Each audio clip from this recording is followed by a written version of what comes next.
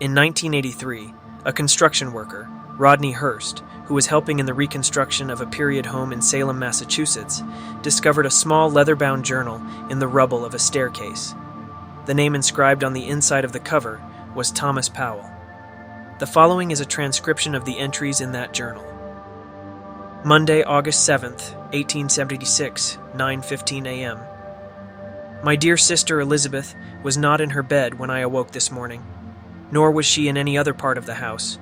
Mother and father are worried sick, as it is very unlike her to wake in the night, let alone leave the house.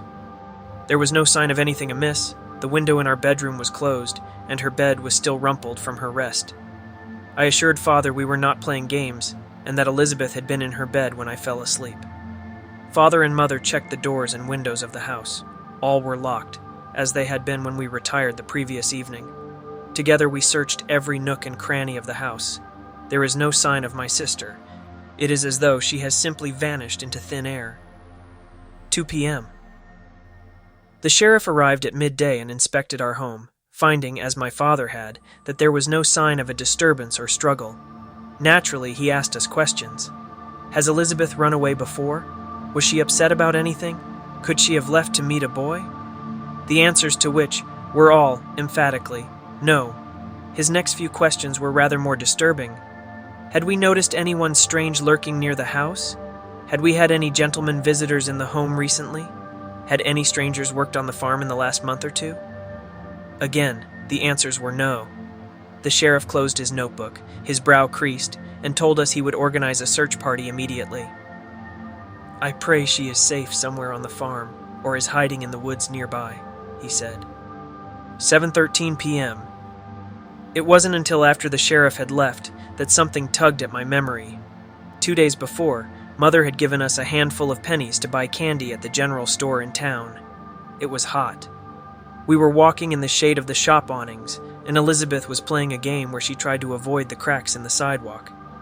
We were passing the butcher shop when she overbalanced and bumped into a man looking into the window. With a hiss, the man swung around and glared down at us. He was the tallest man I've ever seen, even taller than Abraham Rankin, the headmaster of our school. For some reason I can't picture his face clearly, but I remember he had sallow skin, and the whites of his eyes were tinged an unhealthy, jaundiced yellow. Despite the warm summer day, he wore a heavy, black cloak, and his clothes were all black under it. "Excuse me, sir," Elizabeth had said politely, but the man didn't say anything, just loomed over us, his eyes staring into hers. As she looked up at him, her face went slack, and the whole day seemed to cloud over. I quickly took Elizabeth's hand and pulled her away. "Come on, Lizzie, let's get that candy." She resisted a few seconds, and I had to pull harder. After we were safely away, I asked if she was all right. She didn't answer, just looked around, her eyes wide and blinking, as if she'd just awoken from a nap. I glanced back. The stranger's gaze was still fixed on us. Something about him deeply unsettled me, and I hurried her along. I paused once more to look back before we entered the general store, but the man was nowhere to be seen. Lizzie was back to normal by the time I caught up with her at the counter. I must remember to tell Father in the morning. Tuesday, August 8th, 1876, 8:43 p.m. Still no sign of Elizabeth. Search parties scoured the town and surrounding countryside all day, but found nothing. Father and I helped, and I told the sheriff about the mysterious stranger Elizabeth and I had encountered, thinking if he was still lurking about, he could be questioned. The sheriff dismissed the idea the man might have anything to do with her disappearance. "I know the man you describe. It's Malcolm Blackwood. He owns the butcher shop and more of them in Boston. He's a God-fearing man and left for Boston after making his bi-monthly inspection." "Are you sure, sir?" "Yes, I am, young man," the sheriff had said, "because I tipped my hat to him as he left in his coach the afternoon before your sister disappeared. Now, why don't you go home to your poor ma and leave this business to the grown-ups?" His tone left no doubt in my mind that the subject was closed, and I trudged home. Hours later, Mother is still hysterical with worry, while Father assists with the search as it stretches into the night. I feel helpless. Elizabeth and I have rarely ever been apart for more than a few hours, and I cannot rest until she is safe at home again. All through the afternoon, my mind kept returning to the strange man. Mr. Blackwood. What if he's not as harmless as the sheriff believes? I found myself unable to stop peering through the window every few minutes, scanning our farm for any sign of the tall, cloaked figure. Part of me hopes to see him again, if only to satisfy myself that he did not spirit Elizabeth away somehow. Mother appears to be coping better as she says goodnight and tells me she's sure that Elizabeth will be found soon. I think she is being strong for me, but she makes me feel better and I shut the bad thoughts from my mind. Wednesday, August 9th, 1876. 12 o'clock. We handed out missing posters today. People were very kind and offered to bring my mother food and sit with her that evening. Their kindness seemed to upset her more, and she ran off home. One of the ladies, Mrs. Myers, the seamstress, held me back and told me she would go to her. "You keep handing out your posters, son," she told me. "It's the best thing you can do. I'll look after your ma." Not a half hour later, I overheard one of the sheriff's men talking. The gist of it was that he didn't think they'd find Lizzie alive, and that he thought the search would be called off soon. Upset, I dumped the rest of the posters in a waste bin and headed home. Friday, August 11th, 1876. The sheriff called off the search for Elizabeth today. He says his men will keep investigating leads, but he couldn't ask the volunteers for any more of their time. Mother wailed pitifully at the news. She's now confined to her bed, overcome with despair. Father, too, crumpled at the news. I followed the sheriff out of the house when he was leaving and asked him again about Mr. Blackwood. He looked annoyed, but told me he had, in fact, interviewed the businessman who assured him he had no idea about the disappearance. His coach driver confirmed they were on the road that evening. "Wait, how did you interview him?" I inquired. I knew he hadn't gone to Boston because he'd been leading the search efforts here in Salem the whole time. He was clearly exasperated at my question. "Not that it's any of your business, but he returned this morning. Mr. Blackwood plans to sell the shop and is here to make preparations for the auction. He'll be renting a home here until it's done. Now go inside and comfort your poor parents." Father was sitting in his chair and staring vacantly when I returned inside. I feel empty as we face the endless uncertainty of Elizabeth's fate, but the question of Mr. Blackwood still preoccupies me. I want to talk to him. Tomorrow I will make inquiries about where he is staying. Saturday, August 12th, 1876. I am shattered. This morning I found Mother dead by her own hand, hung from the porch rafters. In her grief over Elizabeth, she found life unbearable. I am orphaned now in spirit, if not in fact.